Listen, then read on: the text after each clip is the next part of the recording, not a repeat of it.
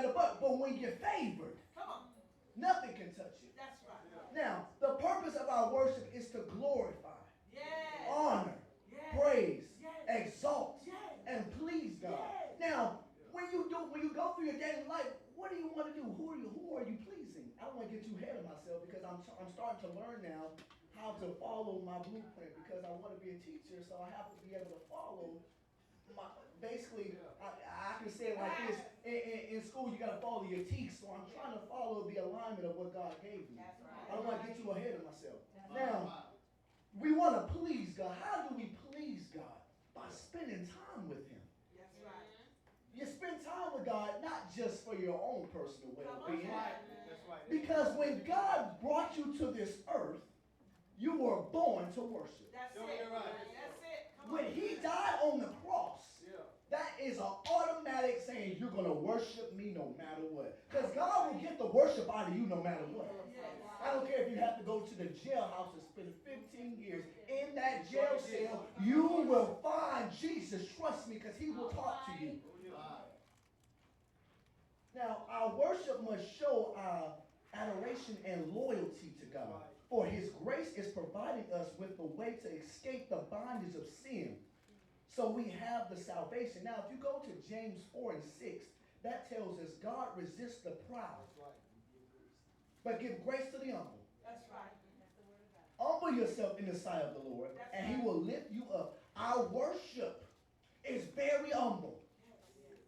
Do you understand when you bow down, Hey, yeah, when you get on your knees, come on now. That's it. that's an automatic submission to God. Yes. Come on. You say, God, I give up, I surrender, I can't take it no more. When you get on your knees, that's allowing God to say, okay, you want to spend time with me, you're coming to me. Now, it's a difference of walking and praying. It is a difference. There's a difference in walking and getting on your knees. When you get on your knees, like I said, that's an automatic submission. And I'm talking about, let me tell you how worship is. Now, you can't be too proud to do this. I'm talking about getting on your knees. That's right. And I'm talking about going like this to Him. Come on now. Worshiping Him. Yes. Now, you can't be proud to say that. Who am I worshiping?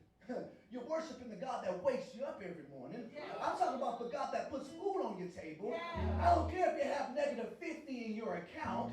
Just thank God that breath is still flowing through your lungs. Because God can take those lungs away from you in an instant. Yeah.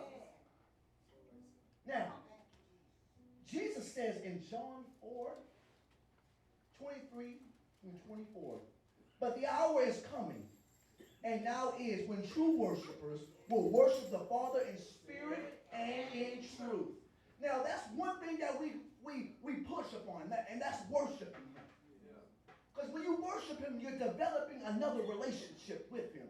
Now, you can have a relationship of talking, you can have a relationship of loving, you can have a relationship of just speaking to Him. But when you have that relationship, just to dwell in Him. Have you ever just soaked in a bathtub? Have you ever allowed the bubbles to surround you? Have you ever took an Epsom salt bath, Apostle? When that Epsom salt bath, when the Epsom salt gets into the skin, now it has to get there. That's when we need to allow God to just to allow Him just to get into our skins and cover us. Now, and throughout that, now look, now Epsom salt is one thing. It cures the body of muscle strains. All right. When you get into God's spirit, and when you just allow Him just to soak you, to get into your spirit, I want y'all to know that there will not be an enemy on sight that can touch you. Come on. Because you're walking in divine favor. Come on. Have you ever seen the movies where you see the angel has the highlight around his body? Yeah. Now, if you have the highlight around your body and you're walking, that means everything that bounces off of you has to go like this. Nope, you can't touch me. You can't touch me. Now, you have to also speak while you're walking. You can't walk proudly. You have to walk and say, I'm blessed, I'm favored. By His stripes, I'm healed. Yeah. You have to walk through everywhere. I don't care if you're walking to the store. Sometimes you might only have $50 in your pocket, but you need 100 now. That's when you go in and you just say, Lord, I'm going to keep on doing this. You'll never know who's going to come and bless you. I know you're right. Come on. You have to go in there with the expectation that, as a matter of fact, everywhere you go, anticipate a blessing. Yes. There you go. That's When you go to the gas pump, just go up there and pump. Just pump it. You never know. Don't worry about it. Don't worry about it. Just keep on going. When you come to God's house, don't worry about it. Leave your troubles outside. Yes. Leave them out there. As a matter of fact, how about as soon as you come in, you bring them right here? Yes. All right. Now, as a matter of fact, you shouldn't have the troubles on your back when you leave your house. Leave it at the house. That's right. As a matter of fact, you shouldn't have to leave it at the house. Every time you wake up in the morning, you should give it to them. Come on. You shouldn't have to carry all that on you. Yes. Doesn't the Bible say he's a burden bearer? Yes. So when you wake up in the morning, if you got hate on your heart, if you got frustration on your spirit, how about you wake up and say, God, take this, I don't want it no more because it's not leading me to a path of righteousness. Yes. When you say those things, God has to take it from you because you have just submitted and said, I don't want it anymore. Now, when you don't want things in life, what do? You leave them, right? When you don't want a man or a woman, what do? You leave, right? All right, when you don't want that food no more, what do? You throw it out, right? You just say, I don't want this anymore. Take it. Do that to God. God, I don't want this anymore. I don't want this frustration. I don't like being an evil person. Let him take it. Amen. Come on. Now, for the Father is seeking such to worship him. God is a spirit, and they that worship him must worship him in spirit and in truth. It doesn't say we can worship God in any way we want or please. You understand that when you pray, when you submit, God will give you your proclaimed worship. That's why, prophetess, your worship is different than mine. That's right. Amen. Why? Because when you spend time with him, he'll open up the door and say, this is your worship right here. That's why your worship can be compared to prophetess Tawanda's. But let me tell you something. Once the worships come together, you'll see the God in it. You'll see the God. You'll see the oneness come. You'll start seeing the pieces of the puzzle combine, and then that's when you'll see God. Yes. Amen. Now, but we must worship him in spirit and in truth. The word must makes it absolute. There is no other way we can worship God and be accepted by him. Now, people all the time try to go, why this is not happening? Why this isn't happening? Because you're not worshiping him correctly. You're worshiping him in your flesh. You're walking into your prayer. You're walking into the church house standing still. Now, let me tell you something. The worship doesn't begin by the music alone. Because let me tell you something. I can give any black person a good beat. They gonna start diving their head like this. They gonna start going like this with it.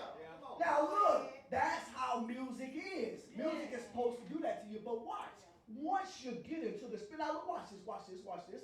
How many of y'all, as a young age, when you listen to those old school music, I'm talking about the rap and the R&B and all that stuff, and then when the song came on, you couldn't help but to dance. I know that's right. Come on. Here. But why is it that Juju is the only person when it comes to the spirits? He's the only one that it doesn't matter how it is, he gonna shout no matter what. Come on.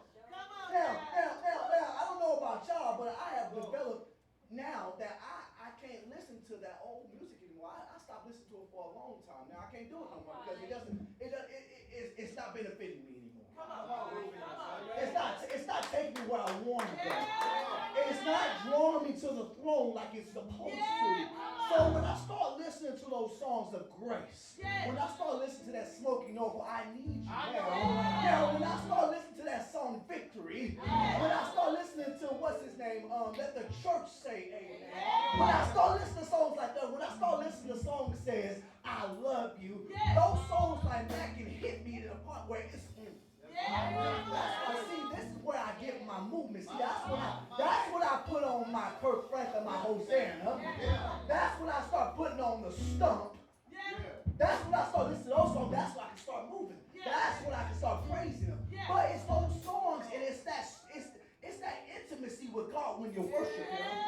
Nothing can touch it. Now, you have to understand, when you're worshiping God, you're calling up on him. Now, just to let you know, God does not leave us nor forsake us. But I'm telling you, once you pray, once you worship him, God will leave all his guardian angels around you. Now, you don't want to walk into an atmosphere without his angels. Come on now. If you walk into an atmosphere without his angels, you're probably walking around with demons on you.